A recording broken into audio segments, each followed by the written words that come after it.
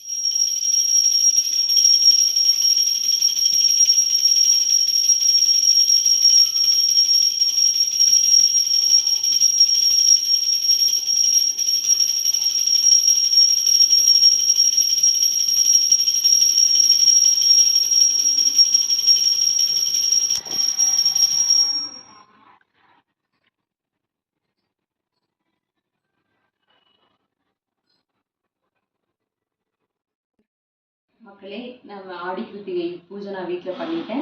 இன்னைக்கு பூஜைக்கு வந்து நான் பால் பாயாசமும் சிவப்பரிசியில் சக்கரை பொங்கலும் வச்சுருந்தேன் ஃப்ரெண்ட்ஸ். அதான் இன்னைக்கு முருகனுக்கு நான் நைவேத்தியமாக படைச்சிருந்தேன். அதுக்கப்புறமா வடை செஞ்சுருந்தேன். இதுதான் நம்ம இன்னைக்கு செஞ்சது.